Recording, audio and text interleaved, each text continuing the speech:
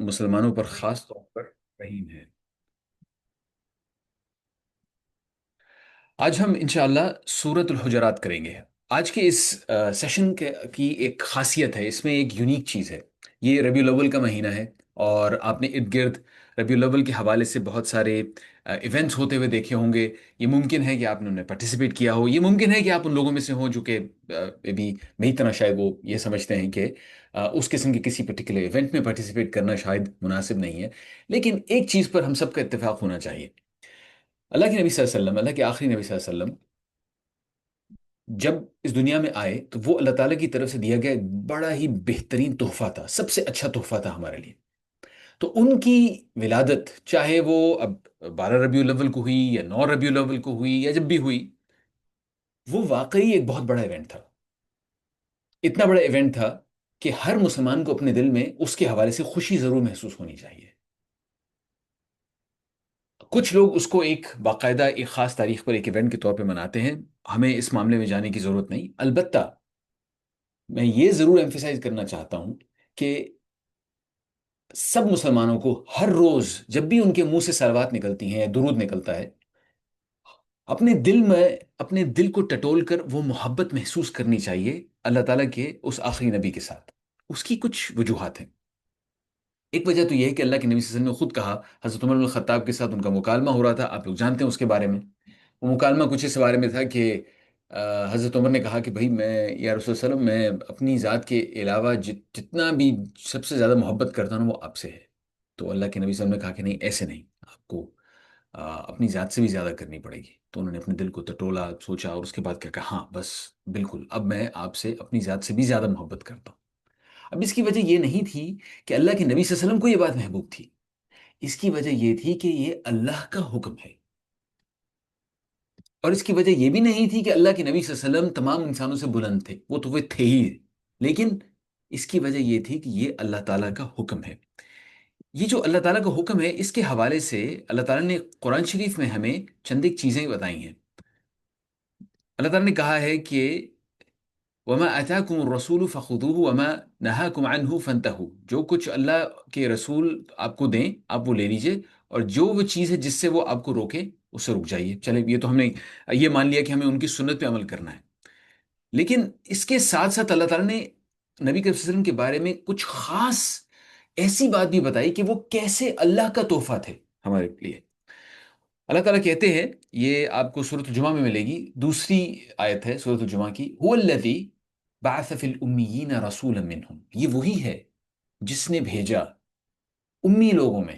امی لوگ کا مطلب وہ جن کے پاس اس سے پہلے اللہ کی کوئی کتاب نہیں آئی تھی، ان امی لوگوں میں اللہ تعالیٰ نے اپنا ایک پیغامبر بھیجا، ان میں سے یتلو علیہم آیاتہ، وہ اس رب کی آیات پڑھ پڑھ کر ان کو سناتا ہے، ویزکیہم، اور ان کو پاک کرتا ہے، ویعلمہم الکتاب والحکمہ، اور انہیں کتاب کی یعنی اللہ کی کتاب کی اور حکمت کی تعلیم دیتا ہے، وَإِن كَانُوا مِن قَبْلِ لَفِي ضَلَالٍ مُبِينٍ، اور وہ لوگ اس سے پہلے ایک کھلی گمراہی میں تھے۔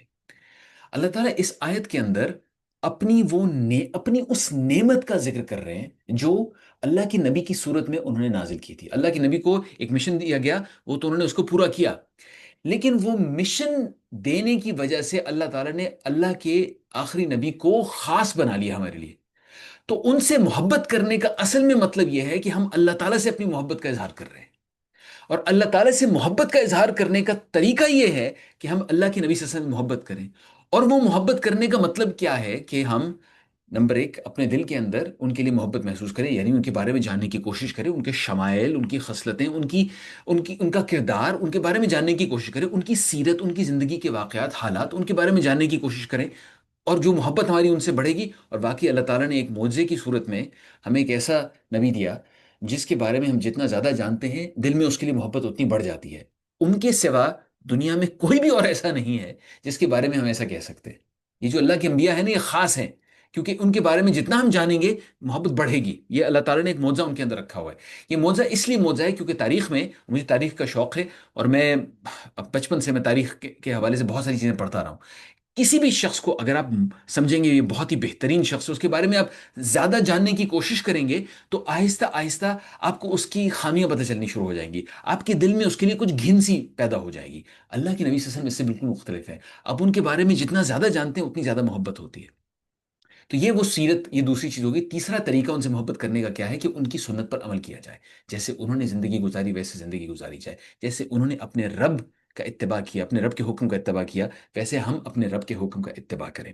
تو یہ جناب اللہ کے نبی صلی اللہ علیہ وسلم کی زندگی کے ساتھ ہمارا ایک بڑا گہرا اور خاص تعلق ہے، اور ہمارا کام ہے اس تعلق کو ڈیلیبریٹلی مضبوط کریں۔ اور وہ صرف ربیع الاول کے مہینے میں نہیں ہونا چاہیے، وہ پورے سال رہنا چاہیے۔ ہمارا ہر روز میلاد النبی ہونا چاہیے، ہر روز ہمیں اس کو سیلیبریٹ کرنا چاہیے۔ کیسے؟ اپنی زندگی میں ان کی سنت پہ عمل کر کے، ان کے بارے میں تھوڑا سا کچھ اور جان کے، اور ان کے اوپر درود و سلام کہہ کے۔ نبی کے وسلم کی زندگی اتنی خوبصورت تھی، اور آج ہم سورۃ الحجرات کریں گے جس کے اندر اللہ تعالیٰ نے ہمیں نبی کے وسلم کی زندگی کے حوالے سے کچھ آداب بتائے ہیں۔ وہ آداب ظاہری بات ہے اللہ کے نبی صلی اللہ علیہ وسلم کے لیے خاص، اور اللہ کے لیے خاص، اور ساتھ ساتھ ہماری اپنی زندگی کے اندر بھی اس کا تعلق ہے۔ میں اس کے حوالے سے آپ کو، جو ہم اپنی نماز میں اتحیات کہتے ہیں، میں وہ یاد دلانا چاہتا ہوں۔ اتحیات میں کیا کہتے ہیں، ان کے الفاظ ذرا اپنے ذہن میں لائیے۔ اتحیات للہ، یعنی ہم اللہ تعالیٰ کے ساتھ ایک گریٹنگ کرتے ہیں، یعنی اللہ تعالیٰ تحیہ، تحیہ کا مطلب ہوتا ہے کسی کو گریٹ کرنا۔ آپ کہتے ہیں السلام علیکم، وعلیکم السلام، یہ گفتگو ہوتی ہے انسان کے ساتھ، لیکن اللہ رب العزت کے ساتھ گفتگو کیا ہوتی ہے؟ التحیات للہ، اللہ کے لیے تحیہ، والصلوات والطیبات۔ اس کے بعد ہم صلاۃ و سلام بھیجتے ہیں اللہ کے نبی صلی اللہ علیہ وسلم کے اوپر۔ السلام علیکہ یا ایہا النبی، اے اللہ کے نبی آپ پر سلام۔ تو جب بھی ہم نماز میں اتحیات پڑھتے ہیں، ہم اللہ تعالیٰ کے ساتھ بھی تحیہ کرتے ہیں، اور ہم اللہ کے نبی صلی اللہ علیہ وسلم کو بھی سلام بھیجتے ہیں۔ اور اللہ بہتر جانتا ہے کیسے، لیکن اللہ کے نبی صلی اللہ علیہ وسلم کو ہر شخص کا سلام پہنچایا جاتا ہے۔ تو اب ذرا سوچ لیجئے کہ جب ہم نماز پڑھتے ہیں، اور اگر ہم صرف روانی میں کہہ جائیں تحیات اللہ والصلاۃ والطیبات السلام علیکم السلام علیکم، ہم جلدی جلدی کہہ جائیں، تو وہ سلام اس قابل ہے کہ وہ پیش کیا جائے؟ ظاہری بات ہے نہیں اس قابل۔ اس کو اس قابل کرنے کے لیے ضروری ہے کہ نماز کے اندر ہم تھوڑا سا خوشی اور خضوع لائیں، تھوڑا سا سوچیں کہ ہم کیا کہہ رہے ہیں، کس سے گفتگو ہو رہی ہے۔ تحیات للہ، اللہ تعالیٰ کو تحیہ بھیجا جا رہا ہے، اس کے بعد صلوات بھیجی جا رہی ہیں، سلام بھیجا جا رہا ہے اللہ کے نبی صلی اللہ علیہ وسلم کو۔ تو وہ ایک جو سلام ہم بھیجیں گے، انشاءاللہ وہ ایک اور طریقہ ہو جائے گا کہ اللہ کے نبی کے ساتھ ایک قرب ہمارا پیدا ہو جائے گا۔ اب جناب ہم ابتدا کرتے ہیں اس کے ساتھ سورۃ الحجرات کی۔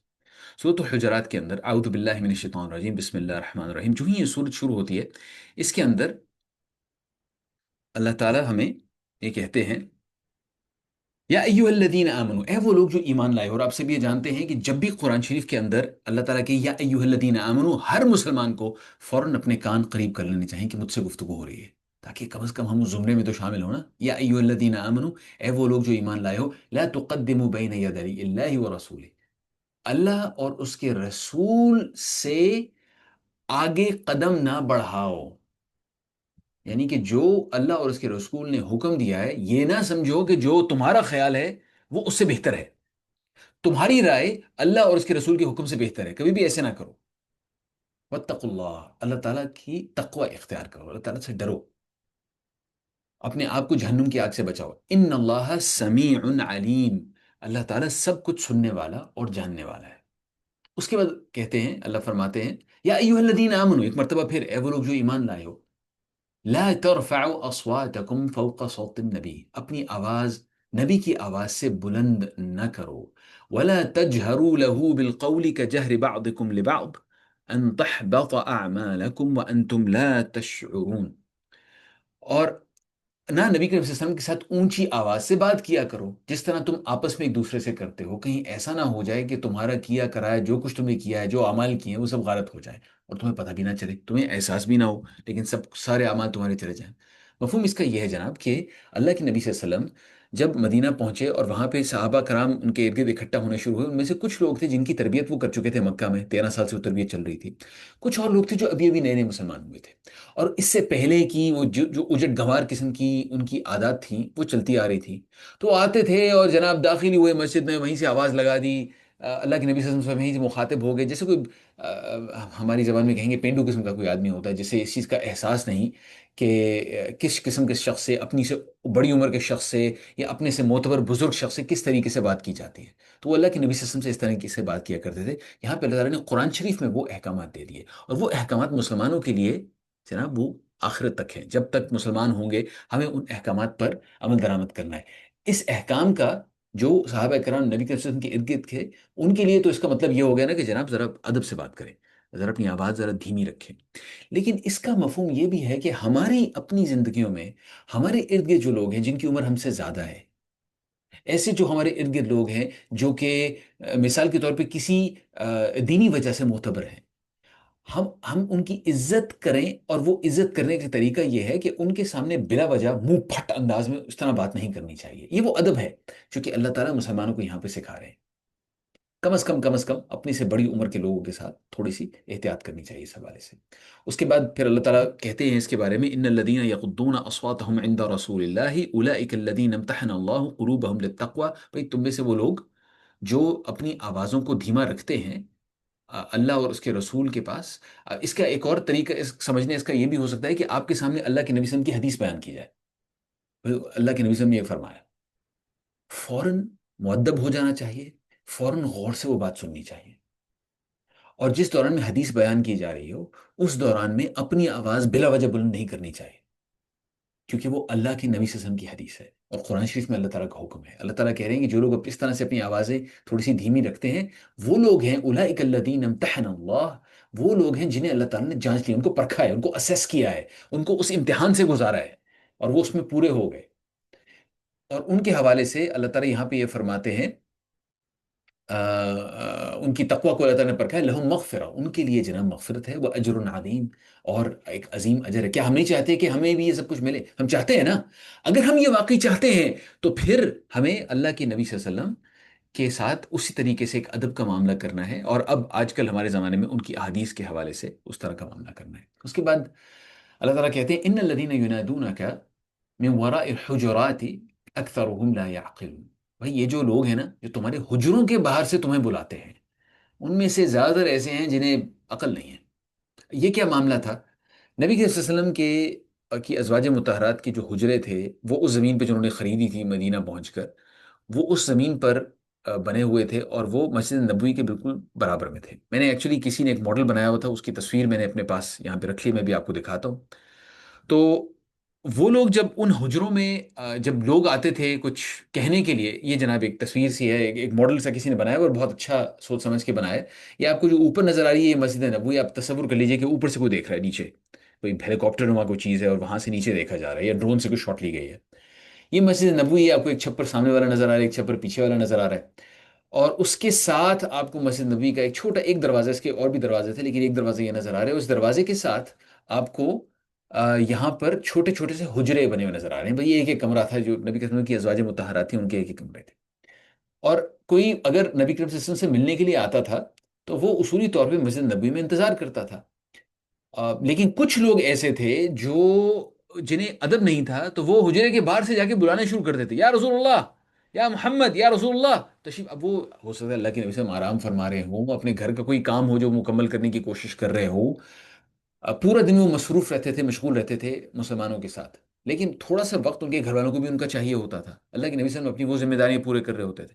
یہ لوگ باہر سے آ کے آوازیں لگاتے تھے، ایک ایک کے مطلب ایک بار ایک بار کی کئی لوگ، اور پھر بار بار لگاتے تھے، حتیٰ کہ تنگ آ کے اللہ کے نبی صلی اللہ علیہ وسلم کو باہر آنا پڑتا تھا ان سے بات کرنے کے لیے. تو اس کی وجہ سے بڑی پریشانی ہوتی تھی.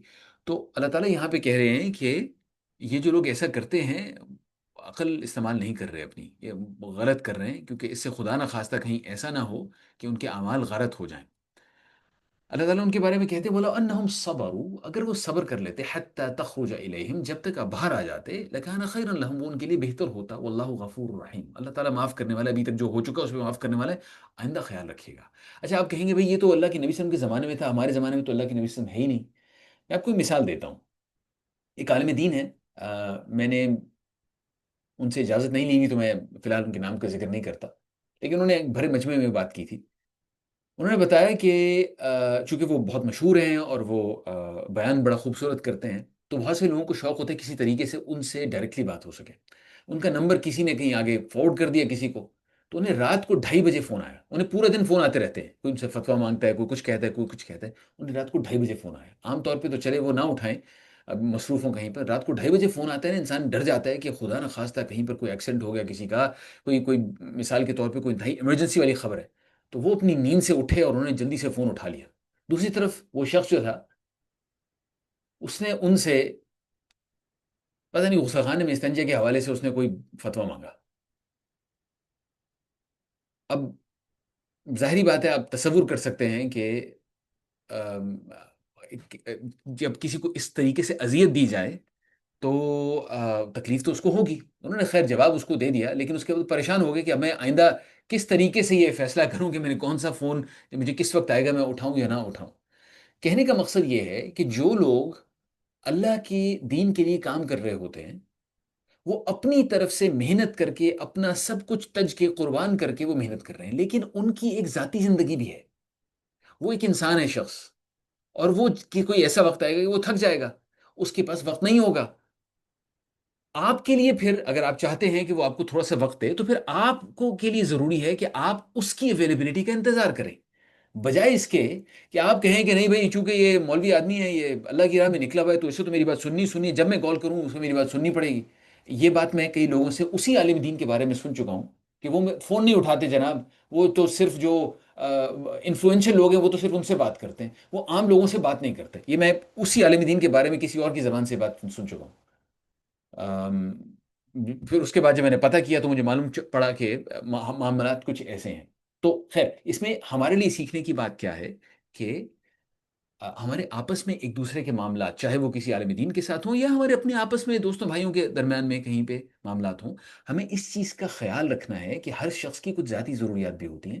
ہمیں ان کی ٹوک میں نہیں لگنا، ہمیں صرف اسوم کرنا ہے کہ وہ شخص مصروف ہے، جب اویلیبل ہوگا تو ہم اس سے بات کر لیں گے انشاءاللہ. جی بالکل، باؤنڈریز، بالکل باؤنڈریز کچھ ایسی ہونی چاہیے جو ظاہری بات ہے اس شخص نے تو اپنی باؤنڈریز ڈرا کی ہوئی ہیں. ہم جو باقی لوگ ہیں ہو سکتا ہے ہم ان باؤنڈریز کو اوور اسٹیپ کر جائیں. اس کے بعد پھر اللہ تعالیٰ کہتے ہیں یا ایھا الذین آمنوا. اب یہاں پہ دیکھیے اس میں وہ آداب سکھائے جا رہے ہیں جو اللہ کے نبی کے لیے بھی ہیں، اور بعد میں جتنے بھی مسلمان آئیں گے ابد تک ان تمام مسلمانوں نے وہ آداب سیکھنے ہیں. یا ایھا الذین آمنوا، اے وہ لوگ جو ایمان لائے ہو، ان جاءکم فاسق بنبأ فتبینوا، اگر تمہارے پاس کوئی فاسق شخص آئے بڑی خبر لے کر تو تحقیق کر لیا کرو. ان تصیبوا قوما بجہالۃ فتصبحوا علی ما فعلتم نادمین. بھئی ایسا نہ ہو کہ تم لوگ کسی گروہ کو نادانستہ نقصان پہنچا بیٹھو، پھر اپنے کیے پہ پشیمان ہو. اچھا، اس کے پیچھے ایک واقعہ ہے. ایک شخص تھا، ہمارے پاس حدیث میں اس کا نام موجود ہے، لیکن میں سمجھتا ہوں کہ مناسب اس کے نام لینے سے کوئی فائدہ نہیں ہے.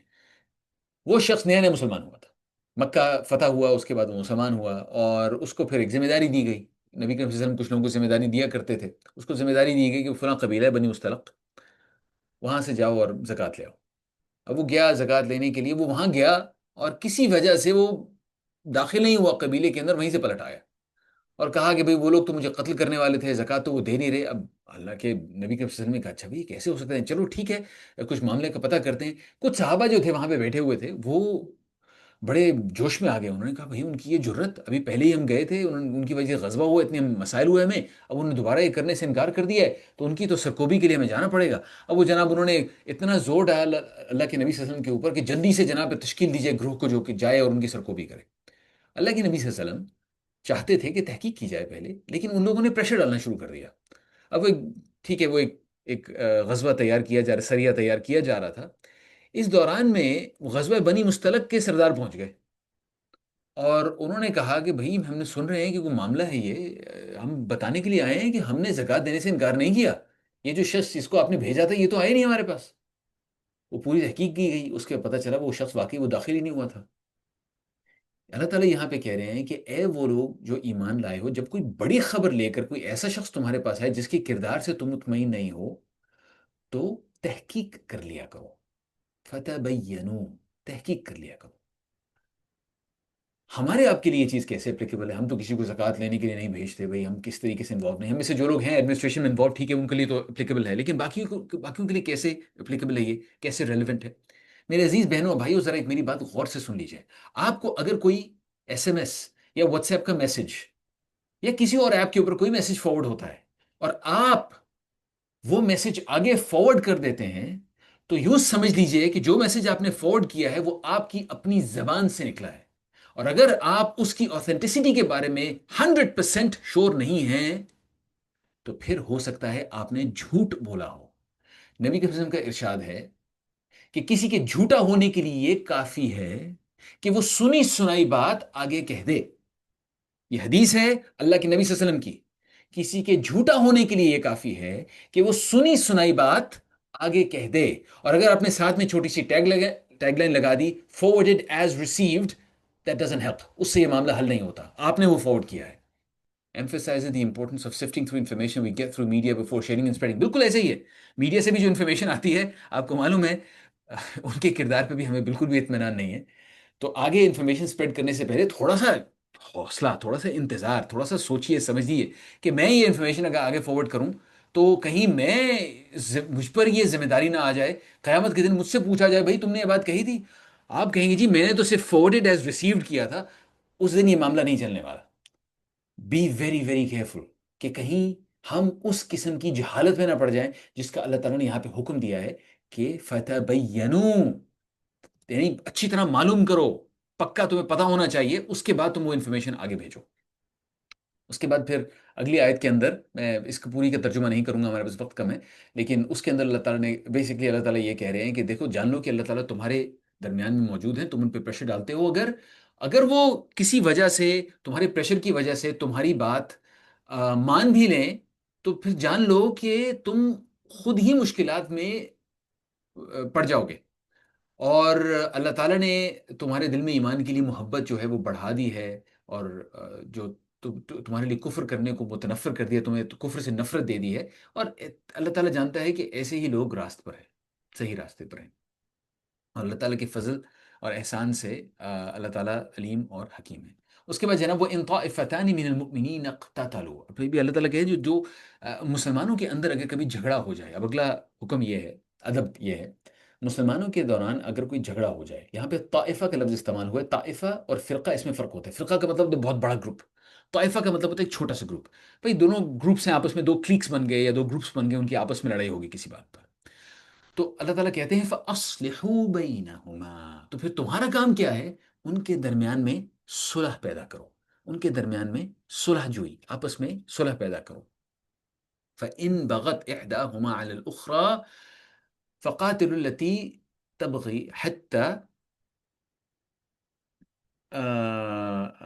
حَتَّى تَفِيءَ إِلَى أَمْرِ اللَّهِ. بھئی اگر ان میں سے کوئی ایک ذرا زیادہ ہی حد سے بڑھ جائے تو پھر جو حد سے بڑھ رہا ہے اس کے ساتھ پھر تمہیں بھی لڑنا پڑے گا، جب تک اللہ تعالیٰ اس معاملے کو ایسا نہ کر دیں کہ بھئی وہ اللہ کے حکم کی طرف واپس پلٹ آئے. تو کبھی کبھی ایسا کرنا پڑتا ہے، لیکن پہلے ہماری کوشش یہ ہونی چاہیے کہ ان کے درمیان میں کسی طریقے سے صلح ہو جائے. پھر اگر کوئی ایک ایسی زیادتی کرنا شروع کر دے دوسرے کے اوپر تو آپ کو اس کو زیادتی سے روکنا پڑے گا، صرف اس حد تک کہ وہ زیادتی سے رک جائے. ہے وہ مسلمان ہی ہیں، آپ کے بھائی ہیں، لیکن کبھی کبھی ہم لوگ بھی شیطان کے گھیراؤ میں آ جاتے ہیں.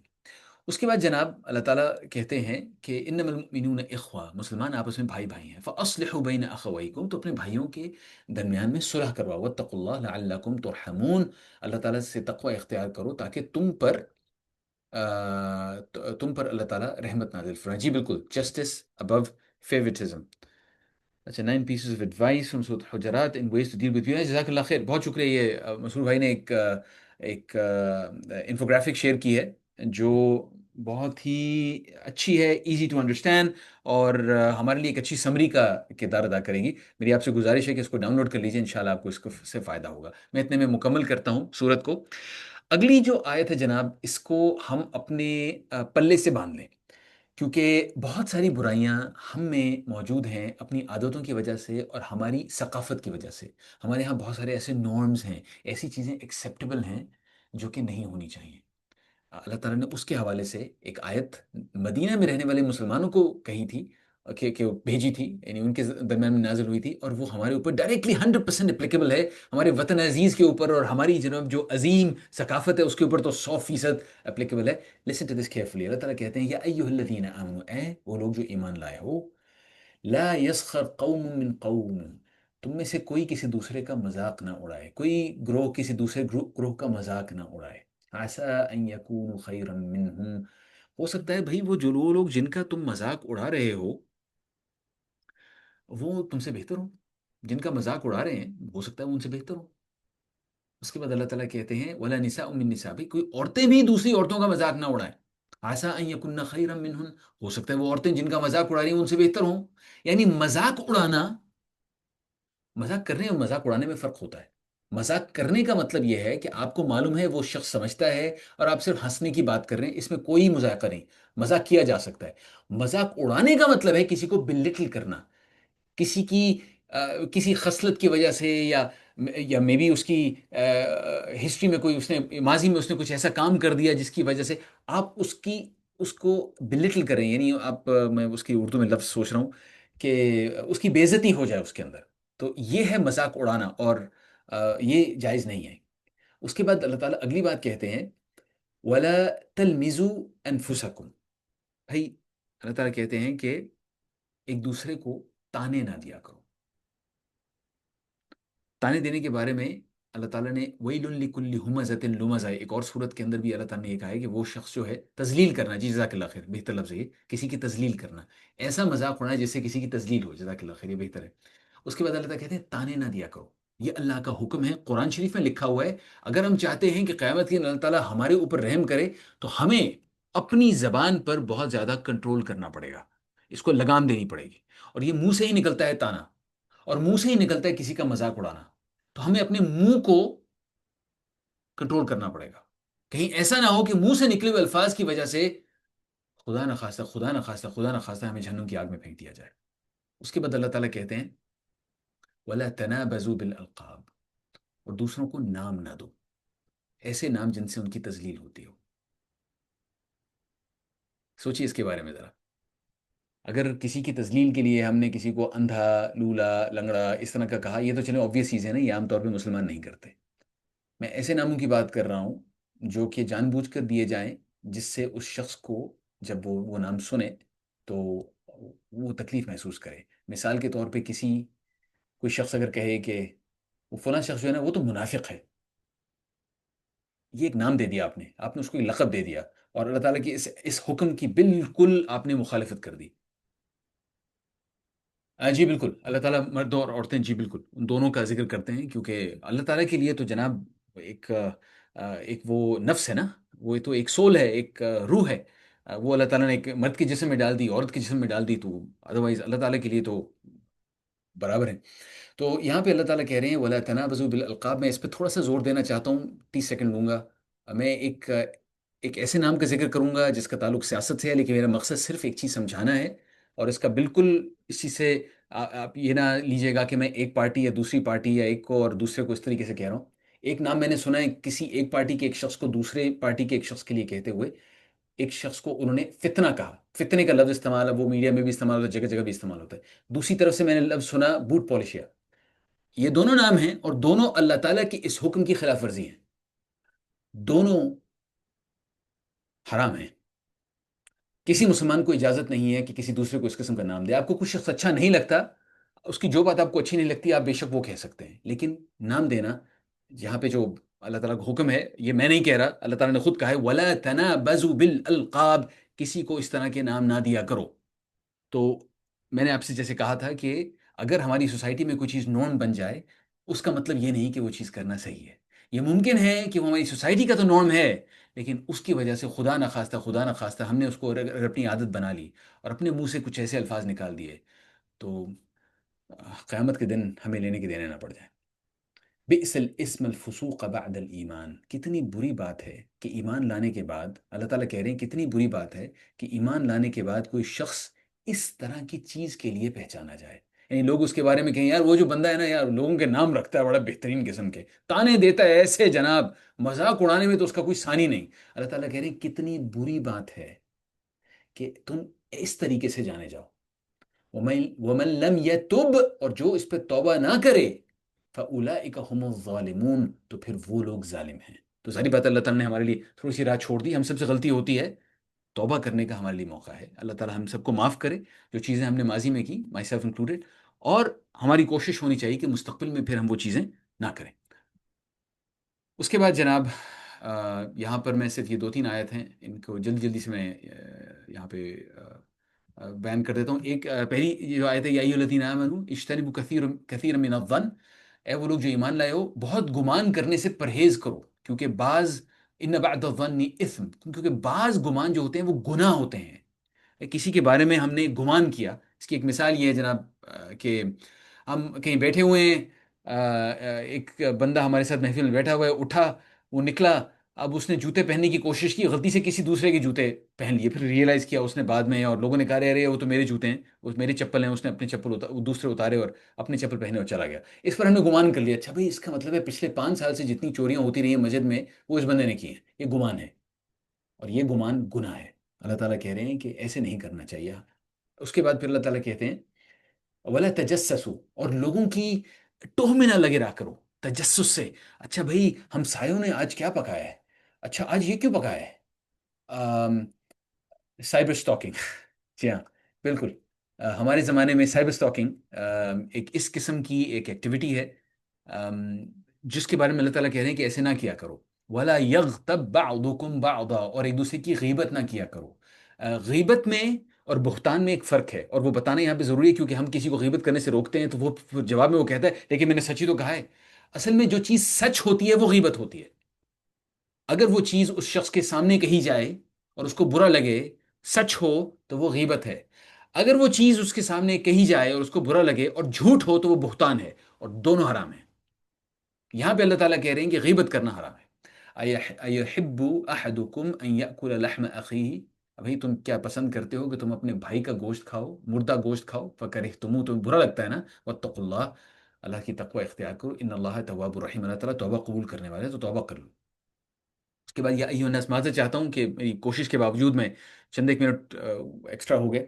اس کے بعد اللہ تعالیٰ یا ایھا الناس انا خلقناکم من ذکر و انثی، اے لوگو ہم نے آپ کو بنایا، اللہ تعالیٰ نے آپ کو بنایا ایک مرد سے اور ایک عورت سے. وجعلناکم شعوبا وقبائل لتعارفوا، پھر آپ لوگوں کو اس کے بعد یعنی آدم اور حوا سے ہمیں بنایا، اور اس کے بعد ہمیں معاشروں میں اور قبیلوں میں تقسیم کر دیا. کچھ مختلف ایتھنیسٹیز بن گئیں، کچھ مختلف سوسائٹیز بن گئیں، اور کچھ مختلف قبیلے بن گئے. یہ تعارف ہوتا کہ ایک دوسرے کو پہچان سکو. بھائی کامران کون سا کامران، وہ والا کامران، پاکستانی کامران، یا آپ کہہ سکیں اسلام آباد والا کامران، یا اسی طریقے سے وہ کہ وہ فلاں فلاں کامران جو سندھی کامران ہے. تو اس طریقے سے ایک دوسرے کو پہچان سکو. اتنا کام ہے صرف قبیلوں کا اور سوسائٹیز کا. اس کے بعد اللہ تعالیٰ کہتے ہیں ان اکرمکم عند اللہ اتقاکم، تم میں سے کون سا شخص نوبل ہے، کون سا شخص جو ہے وہ شرافت یعنی اکرمکم یعنی نوبلٹی کے اندر یا شرف کے اندر جو اونچے درجے کے اوپر، وہ کون سا شخص ہے جو زیادہ تقوی والا ہے. ان اللہ علیم الخبیر، اللہ تعالیٰ سب جانتا ہے، اس کے پاس علم بھی ہے، سب خبر بھی ہے. یہ اہم چیز ہے ریسزم کے بارے میں، کسی دوسرے کی ایتھنیسٹی کے بارے میں کہنا. بھائی وہ جو گجر ہے نا وہ تو ایسے لوگ ہوتے ہیں، یا وہ جو think of somebody else Bihari ہیں وہ ایسے لوگ ہوتے ہیں. اسی طریقے سے ہم نے کسی کا یہاں پہ نام گھسیٹ دیا، کسی یہاں پہ دے دیا، اس کی ایتھنیسٹی ایسی ہے تو وہ ایسا ہوگا. اللہ تعالیٰ کہہ رہے ہیں یہ جائز نہیں ہے بھائی. جتنی جو اصل میں جو کسی شخص کی حقیقت ہوتی ہے وہ اس کا اپنا ذاتی کردار ہوتا ہے، اور وہ مکمل طور پہ اس کے اپنے ذات کے کنٹرول میں ہوتا ہے. وہ کس نسل سے تعلق رکھتا ہے اس میں کوئی ریالٹی نہیں ہے، اس سے کوئی فرق نہیں پڑتا. قالت الاعراب آمنا. اس کے بعد اللہ تعالیٰ ایک اور ایشو کے بارے میں بات کرتا ہے. اچھا بھائی اب ریسزم ایک ایشو ہو گیا. اس کے بعد اللہ تعالیٰ کہتے ہیں قالت الاعراب آمنا، بھائی یہ جو بدو لوگ ہیں یہ ایمان لاتے ہیں، مسلمان ہوتے ہیں تو فوراً کہتے ہیں بھائی ہم تو مؤمن بن گئے. مؤمن، آپ کو معلوم ہے کہ مسلم، مؤمن، محسن یہ درجے ہیں. تو وہ فوراً کہتے ہیں ہم مؤمن بن گئے. وہ ایسے ایک دوسرے سے گفتگو کرتے ہیں یا مسلمانوں سے اپنے بات کرتے ہیں بھائی ہم تو مؤمن ہیں، اس طریقے سے بات کرتے ہیں. اللہ تعالیٰ کہتے ہیں قل لم تؤمنوا ولكن قولوا اسلمنا، یہ نہ کہو تم ابھی تو ایمان تمہارے دلوں میں داخل نہیں ہوا، بلکہ کہو ہم اسلام لے آئے ہیں، ابھی تو ابتدا ہے. یعنی تمہارے اندر تھوڑی سی عاجزی ہونی چاہیے. نبی کے فرمایا من تواضع رفعہ اللہ، من تواضع رفعہ اللہ. بھئی کسی نے اپنے آپ کے اندر عاجزی اور انکساری دکھائی تو اللہ تعالیٰ اس کو اونچا کر دیتے ہیں. تو اللہ تعالیٰ یہاں پہ یہ سکھا رہے ہیں کہ بھئی ابھی ایسا نہیں ہوا، ٹھیک ہے، تم آہستہ آہستہ کوشش کرو گے، محنت کرو گے، تو اس کے بعد پھر ہم تمہیں مومنوں میں بھی شامل کر لیں گے. مان لیں گے، کیونکہ اگلی آیت میں کہتے ہیں مومن کون ہے، انما المؤمنون الذین آمنوا باللہ ورسولہ، مومن تو وہ لوگ ہیں جنہوں نے اللہ اور اس کے رسول پر ایمان لایا، ثم لم یرتابوا، اس کے بعد پھر وہ اس میں کوئی ان کے دل میں کوئی شک نہیں آیا، وجاہدوا باموالہم وانفسہم، اور انہوں نے اپنی مال سے، اپنی جان سے اور اپنی مال سے جہاد کیا، اولئک هم الصادقون، فی سبیل اللہ، اللہ کی راہ میں جہاد کیا، اولئک هم الصادقون، وہ لوگ ہیں سچے، یعنی وہ، یعنی اس کے لیے قربانی دینی پڑتی ہے، اللہ کی قربت حاصل کرنی ہے نا، تو صرف زبان سے کہنا کافی نہیں ہوتا، اس کے بعد قربانی دینی پڑتی ہے، سیکریفائس کرنی پڑتی ہے، اس میں مال سیکریفائس ہوتا ہے، اور اگر جنگ کی صورتحال پیدا ہو جائے تو جان بھی سیکریفائس ہوتی ہے۔ اب ہم بالکل آخری آیت پہ چلتے ہیں، یمنون علیکم ان اسلموا قل لا تمنوا على اسلامكم بل الله يمن عليكم ان هداكم للايمان ان كنتم صادقين ان الله يعلم غيب السماوات والارض والله بصير بما تعملون، یہ لوگ جناب جو اسلام لاتے ہیں اس طریقے سے، وہ تم پر احسان جتاتے ہیں کہ ہم احسان لائے، حالانکہ یہ تو اللہ کا احسان ہے کہ ان کو اسلام ملا۔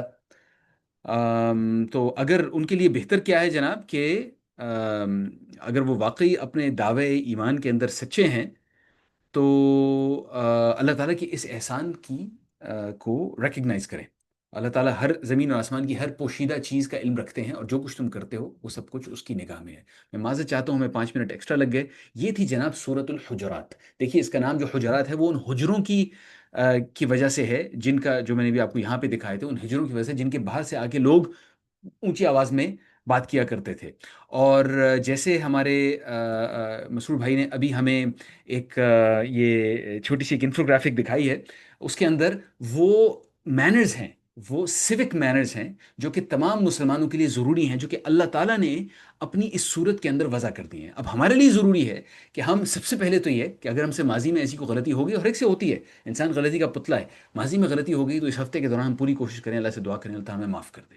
دوسری یہ کہ اپنی ان عادتوں پہ غور کریں جو کہ اس صورت کے خلاف، اس صورت میں اللہ تعالیٰ کے دیے گئے احکامات کے خلاف جاتی ہیں، اور پھر تیسری یہ کہ ان عادتوں کو تبدیل کرنے کے لیے کوشش شروع کر دیں فوری طور پر، اور اللہ تعالیٰ توبہ قبول کرنے والے ہیں، اور پھر انشاءاللہ ہمارے عمل کے اندر جب فرق آئے گا تو جو رحمت جس کا اللہ تعالیٰ نے صورت میں وعدہ کیا ہے، انشاءاللہ وہ رحمت ہمیں اپنی زندگیوں میں بھی آتی ہوئی نظر آئے گی۔ اللہ تعالیٰ آپ سب سے بھی خوش ہو جائے اور مجھے بھی معاف کرے۔ انشاءاللہ آپ لوگوں سے اب اگلے ہفتے ملاقات ہوگی، ہفتے والے دن 4:30 بجے۔ جزاکم اللہ خیر۔